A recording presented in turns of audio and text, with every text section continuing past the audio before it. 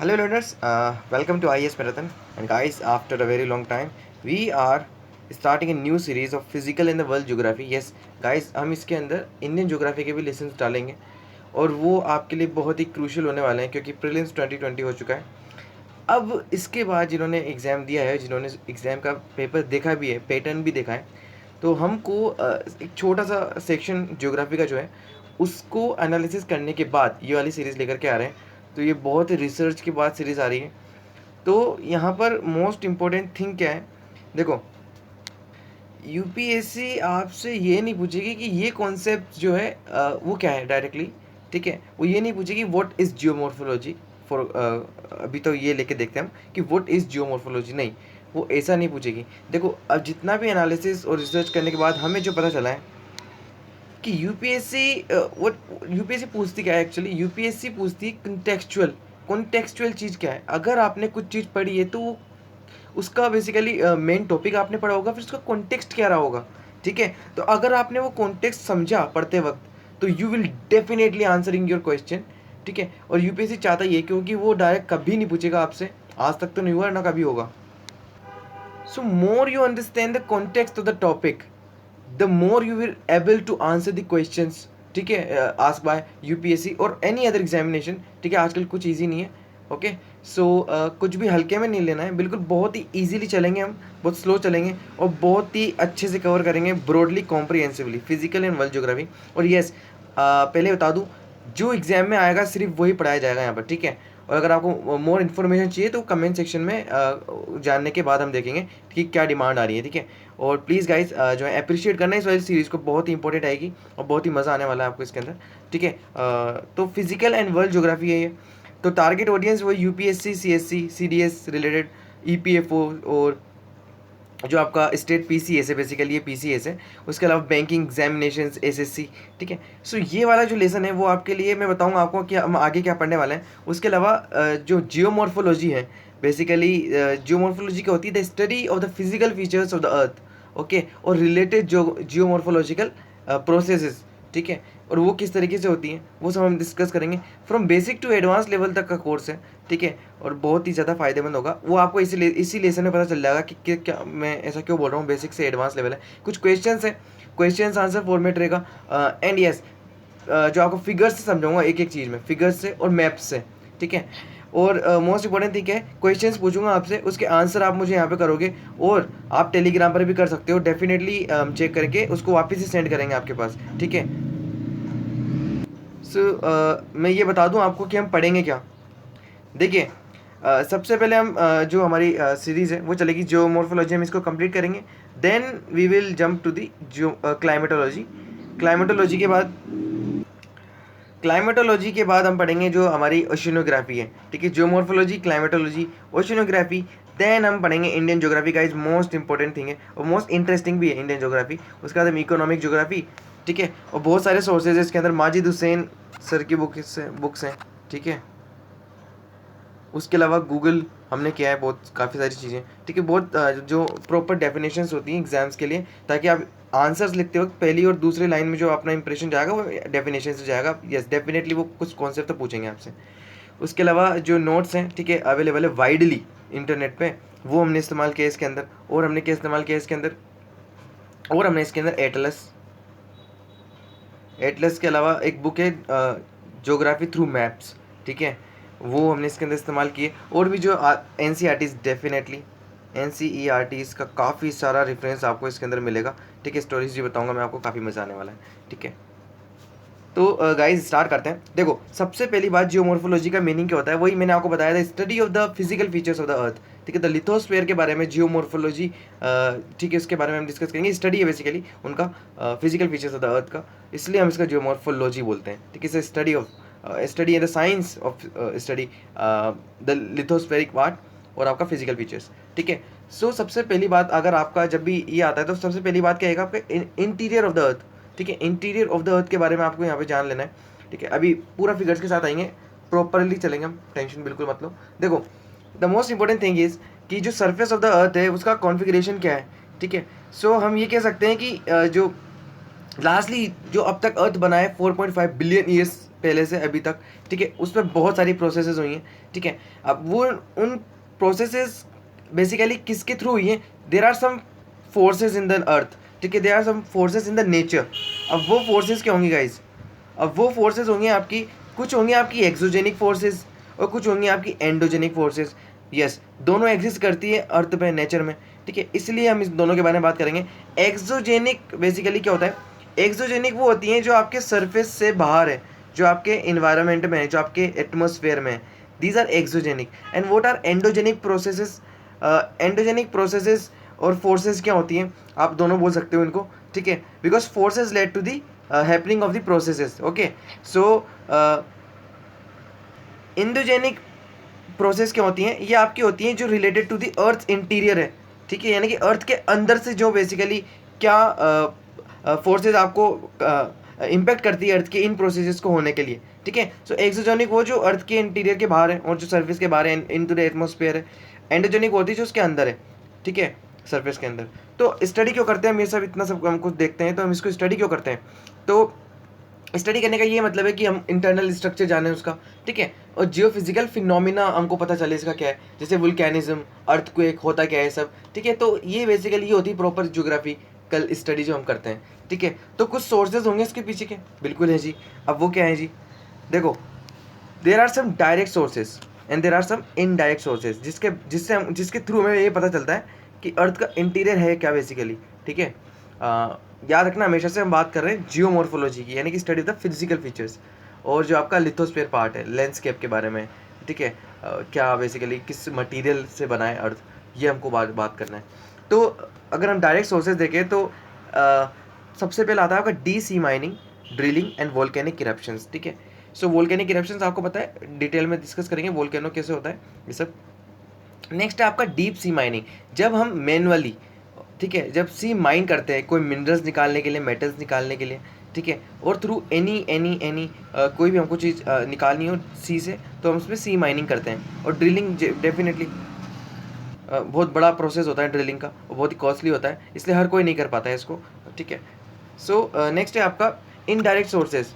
देखिए, indirect sources में अगर मैं आपको बताऊँ तो इसमें जैसे कि आएगा आपका डेप्थ क्या है, ठीक है, उसके अलावा मिटियोर्स, उसके अलावा मैग्नेटिक फील्ड्स, ये बहुत इंपॉर्टेंट है ना, और ये सब है। अब इसको, इनके बारे में थोड़ी बहुत बातें बताता हूँ मैं आपको। ये इनडायरेक्ट सोर्सेज है बेसिक, इनके थ्रू हम पता लगा सकते हैं।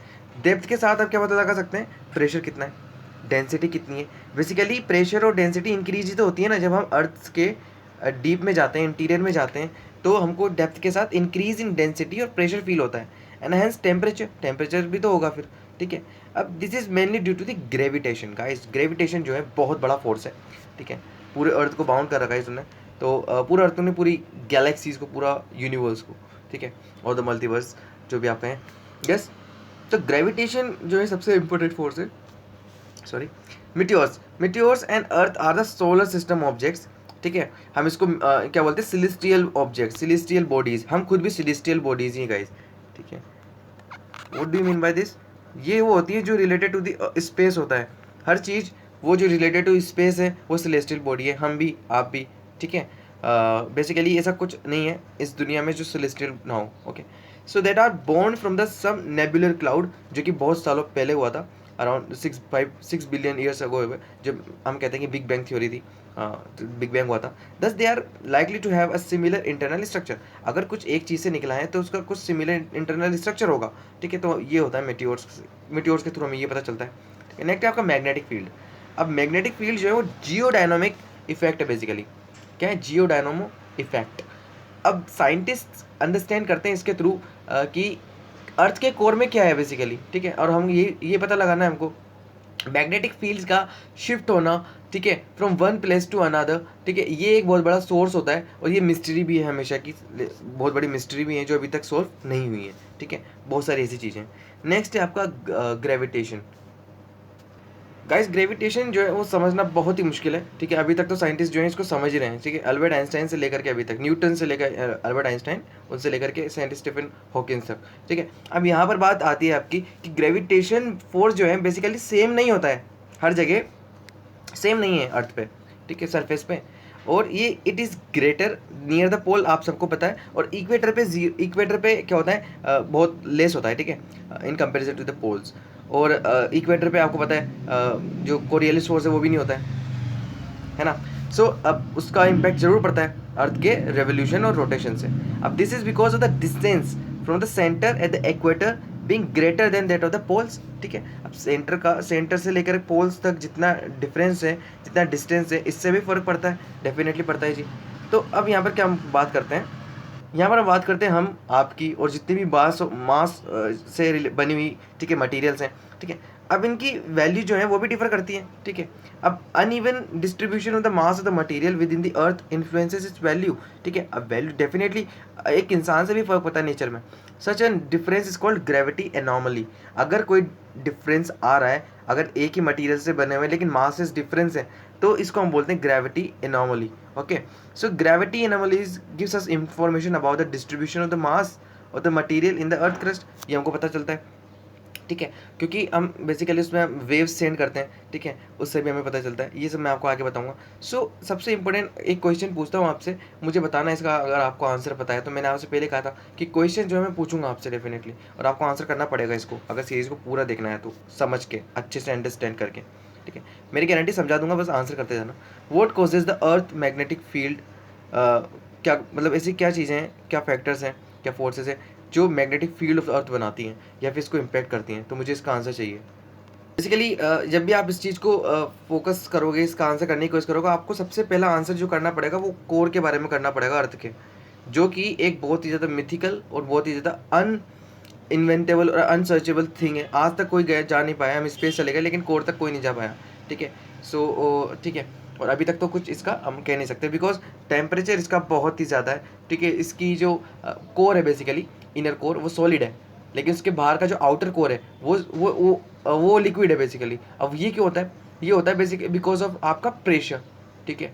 ये कैसे होता है ये मैं आपको आगे बताऊंगा, ठीक है। More than size of the moon से भी बड़ा कोर है हमारा, 5700 डिग्री सेल्सियस से भी ज़्यादा का टेम्परेचर हमको वहाँ मिलेगा, ठीक है। अब प्रेशर इतना, ग्रेविटी इतनी कि जो सॉलिड है उसको क्या लिक्विड बनने नहीं देता वो वहाँ पे, ठीक है। देखो ये अर्थ है आपका, ये कोर है, यहाँ पर इतना जितना डीप में जाएंगे इतना प्रेशर और इतना ग्रेविटी होता है कि इसको लिक्विड बनने नहीं देता है बेसिकली। तो इसलिए हमेशा सॉलिड रहता है, ठीक है। ये प्रोसेस कैसे होती है मैं आगे बताऊँगा आपको। और मोस्ट ऑफ द थिंग आपको यहाँ पे आयरन और सिलिका ही मिलेगा, ठीक है, एल्यूमिनियम, ये जो है सबसे इंपॉर्टेंट मेटल्स। आयरन सबसे बड़ा इंपॉर्टेंट मेटल यहाँ पर आपको जो इनर कोर में मिलेगा अर्थ के, ठीक है। सो ये था। अब सबसे पहले तो अगर हम किसी बात को कहते हैं तो हम उसका आंसर देंगे थ्रू सोर्सेज, थ्रू जस्टिफिकेशन। अब जस्टिफिकेशन थ्रू प्रूफ्स, हमको प्रूफ देने हैं। अगर मैं कुछ बात कहता हूँ तो आप उसको बिलीव मत कर लो, मैं उसके प्रूफ दूंगा, तब आप इस पर बिलीव कर लेना totally dedicatedly. The most important thing, अगर मैं आपसे कहता हूँ कि इतना प्रेशर है, इतना टेम्परेचर है, इतना डेंसिटी है, सो आप कहोगे how I can believe you, how I do believe you. हाँ, मैं हम पे विश्वास क्यों कर लें। देखो गाइस, मेरे पास है सोर्सेज ना, डिटेल में देखते हैं इसको। अब high level of the temperature and pressure downwards क्यों है जी, देखो इसके सोर्स हमको क्या है, इसका प्रूफ क्या है। First of all volcanic eruptions, और जो हॉट स्प्रिंग्स यानी कि जो बेसिकली गीजर्स, आपने कभी देखा होगा बहुत से माउंटेन्स पे यहाँ पर अगर कुछ बेसिकली होल हो गया या क्रैक आ गया तो यहाँ से गीजर्स की तरह निकलते हैं बहुत सारे, ग्रे गैस भी रिलीज होती है कहीं से बहुत टाइम, ठीक है, इस तरीके से। तो यहाँ पर ये हमको ये बेसिकली पैटर्न देखने को मिलेगा। तो volcanic eruption is one of the source जिससे हमको पता चलता है कि टेम्परेचर बहुत है अंदर, अर्थ के अंदर आपको टेम्परेचर ज़्यादा ही मिलेगा, ठीक है। Point to an interior which is very hot, ठीक है। अगर अर्थ के अंदर से लावा मैग्मा निकलता है तो yes definitely there is something जो कि उसके अंदर है जो उसको गर्म बनाता है, ठीक है। Second, the high temperature are attributed to automatic disintegration to the radioactive substances. ये समझो, बहुत से ऐसे radioactive substances, isotopes earth में है जो कि ऑटोमेटिकली डिसइंटीग्रेट होते रहते हैं, है ना। और बहुत सारी एक्टिविटीज़ फ्यूजन की अर्थ में ऑटोमेटिकली होती है, और उसको वो किसके थ्रू होती है, वो होती है आपके टेम्परेचर। हाई टेम्परेचर है, ऐसी कंडीशंस बनाता है कि वो डिसइंटीग्रेट हो जाते हैं automatically. Yes, so this is one of the, ये बेसिकली फिजिसिस्ट के रिलेशन में है, वो इस पर रिसर्च करते हैं, ठीक है। थर्ड है आपका gravitation and the diameter of the earth help in estimating the pressure deep inside. देखो मेरा पहला तो मैंने आपको ग्रेविटेशन काफ़ी अच्छे से बता दिया। सेकेंड है डायमीटर ऑफ द अर्थ, ये पूरा आपका यहाँ से ये पूरा डायमीटर है, ये आपका है रेडियस, ठीक है।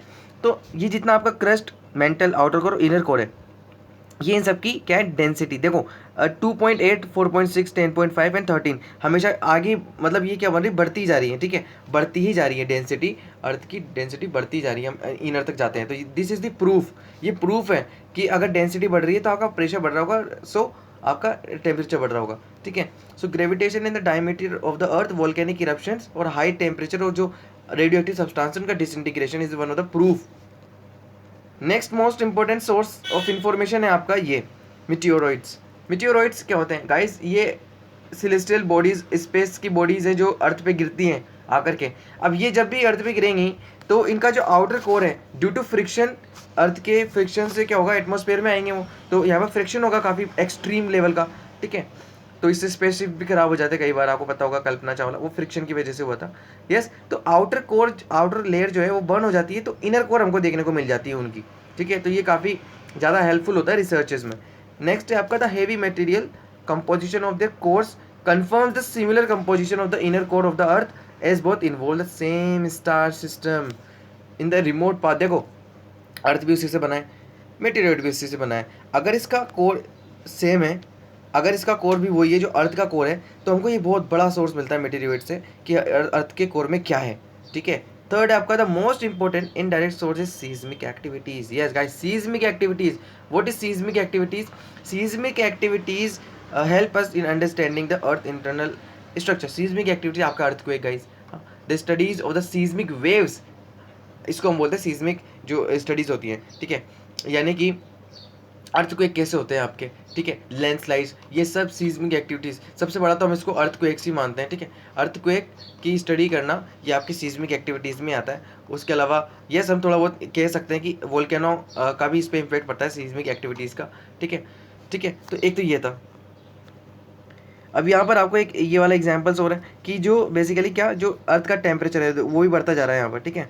सो इस तरीके से सी लेवल से लेकर के अगर आप डेप्थ तक जाएंगे वहाँ पर, उसके बाद ये अर्थ का कोर है, ये आपका कंपेयर किया गया है वीनस से, मरकरी से और मून से। बेसिकली अब तो सैटर्न के बारे में भी काफ़ी कुछ निकला है, ठीक है। सैटर्न पढ़ो जा करके, सैटर्न पे क्या क्या रिसर्च हुई है, हाँ मुझे बताओ, चलो देखते हैं कौन बताता है सैटर्न के बारे में, क्या नई चीज़ पता चली है अभी, ठीक है। सो मुझे बताना, ठीक। तो गाइज यहाँ तक मैंने अभी आपको इस लेसन में बता दिया। अगले लेसन में हम देखेंगे जो earthquake related, seismic activities related, फिर उसके बाद अर्थ लेयर्स देखेंगे हम, ठीक है। और कुछ क्वेश्चन पूछूंगा मैं आपसे, और एक क्वेश्चन मैंने आपसे पूछा था इस लेसन में, आप मुझे ज़रूर आंसर करेंगे, वो टेलीग्राम पे कर देना, चाहे डायरेक्टली आपको चेक करके मैं सेंड कर दूंगा, ठीक है। और जो भी आपको अगर कुछ पूछना है तो you can directly ask on the comment sections और the any social networking site, we definitely answer you, ठीक है। और प्लीज़ सपोर्ट करें, शेयर करें इन सब चीज़ों को, काफ़ी मेहनत लगती है आपको पता है, ठीक है। चिंता मत करें, बिल्कुल भी प्रीलिम्स पर्सपेक्टिव से ही पढ़ा रहे हैं हम आपको, डेफिनेटली मेंस पर्सपेक्टिव से पढ़ा रहे हैं, लेकिन प्रीलिम्स में आपके क्वेश्चन आए तो सही, आप उसको अटेम्प्ट कर तो सकें। और मैंने आपको पहले बता दिया, डायरेक्ट नहीं पूछेगी यूपीएससी, पूछेगी अगर आपने पढ़ा है तो डेफिनेटली आप आंसर कर पाओगे उसको, ठीक है। बिकॉज आपको कड़ी से कड़ी जोड़ना पड़ेगा, ठीक है। जब भी अगर आपको आंसर करना है तो कड़ी से कड़ी जोड़ कर ही कर पाओगे उसका आंसर, ठीक है। उसमें हम आपकी हेल्प करेंगे। सो इस लेसन में इतना ही, अगले लेसन मिलते हैं। Have a nice day, thank you and guys please share and subscribe, ठीक है।